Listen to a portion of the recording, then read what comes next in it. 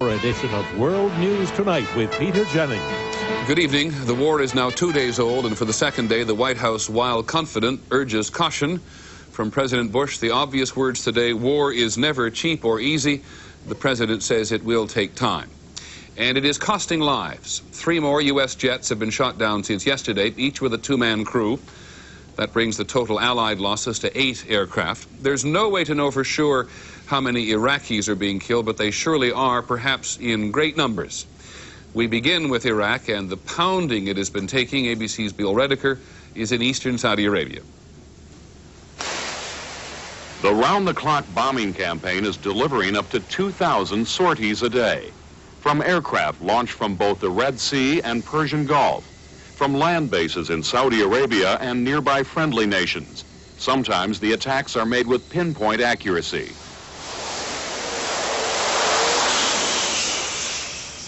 This is the cockpit videotape of an American F-111 attack on a Scud missile storage building in Kuwait. As he turns and banks away from the target, the pilot, from 2 miles away, fires 2 2,000-pound laser-guided smart bombs. Watch the entrance to the building.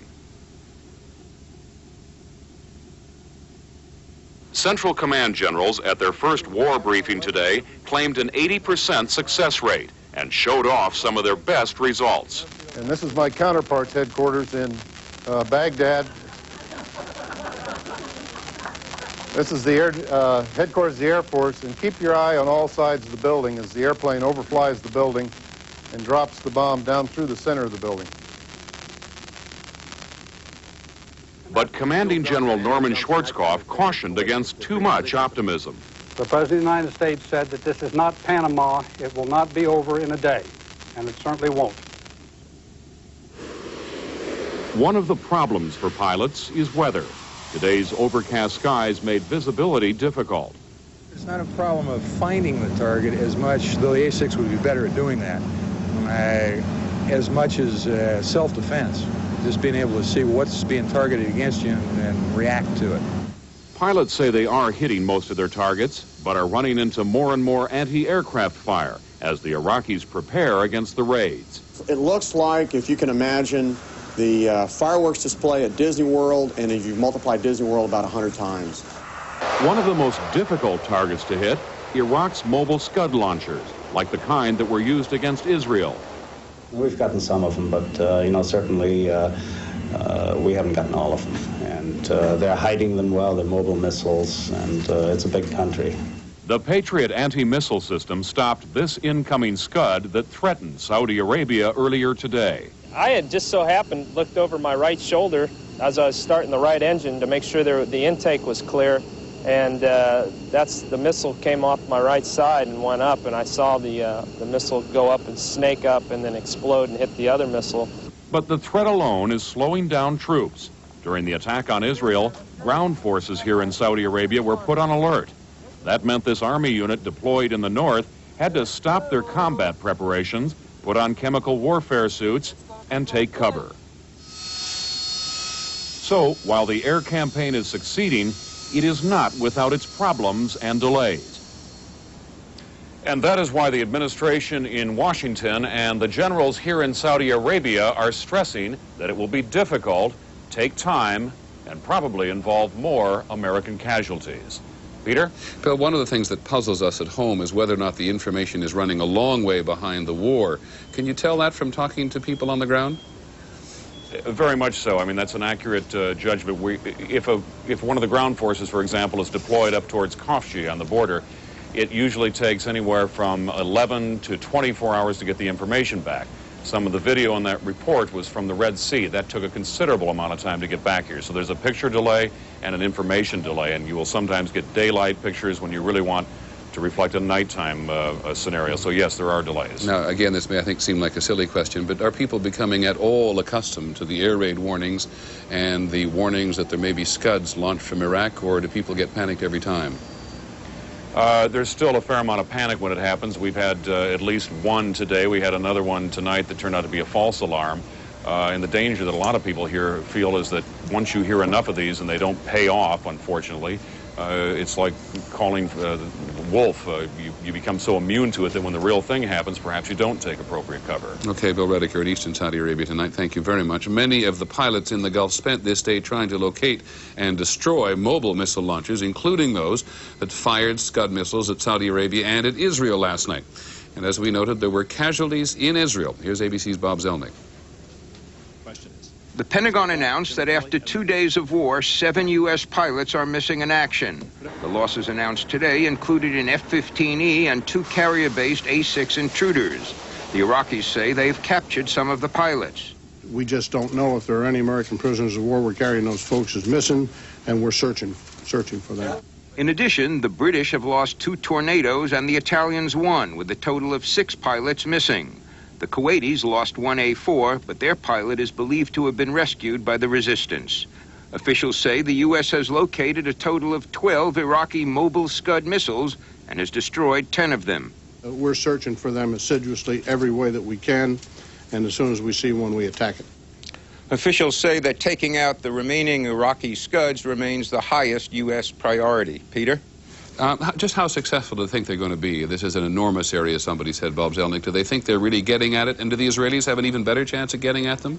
I think they are really getting at it. They've killed a lot of the mobiles. There are only a handful of those left, according to military sources here.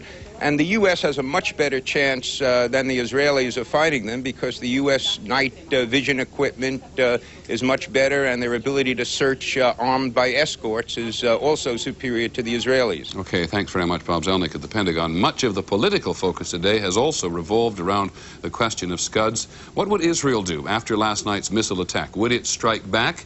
As we've said, there was another missile scare today, and here's ABC's Dean Reynolds.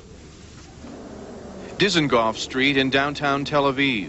Tonight, Israel appeared to be in for an agonizing replay of terror.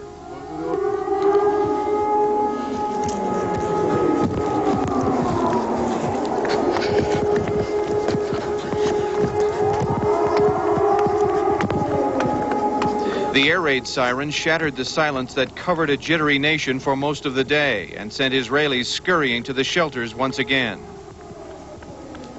All citizens in Israel are instructed to immediately put on gas masks, enter sealed rooms.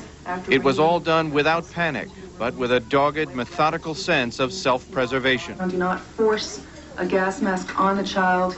But this time, the army said there was no attack. Sources said there had been indications of an imminent Iraqi strike, which led to the alert, a false alarm. Earlier today, Israelis were digging out of the real thing, pushing through the debris left by several Iraqi missiles that hit Tel Aviv and Haifa overnight. Tragedy, but I hope that we will overcome. While police patrolled the streets dressed in chemical warfare clothing, hospitals waited with water hoses to ward off the effects of any non-conventional attack. Religious Jews clamored for gas masks this morning, while others made a run on bakeries, stocking up on bread necessary for their ritual Sabbath dinner tonight. This afternoon, Muslims prayed at the Al-Aqsa Mosque in Jerusalem's Old City, gas masks at the ready. Palestinians, too, are feeling the pressure. Most Palestinians began to realize, that this war has no winners whatsoever. The big question today is, will Israel retaliate? If there is more attacks against us, we should interfere. We should do something. After last night, the government decided not to attack, but today, Defense Minister Moshe Aarons made it plain. We must do what has to be done, he said. There is no room for bargaining. If we are attacked, said Mr. Aarons, we will retaliate. I cannot tell you how, and I cannot say when.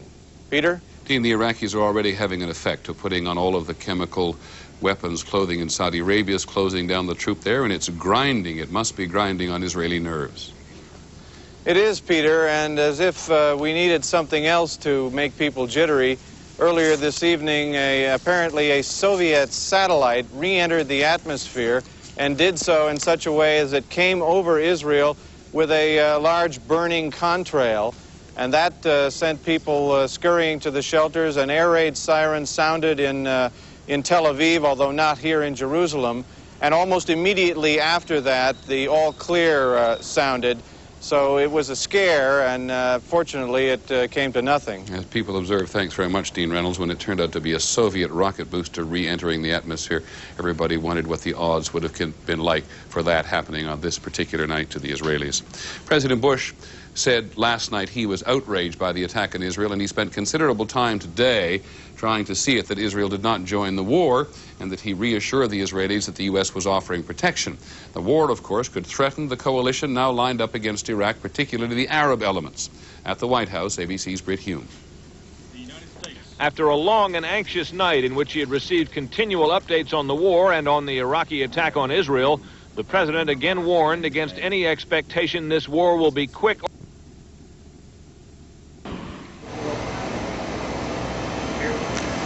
Infantry and Army divisions are already moving up to the front.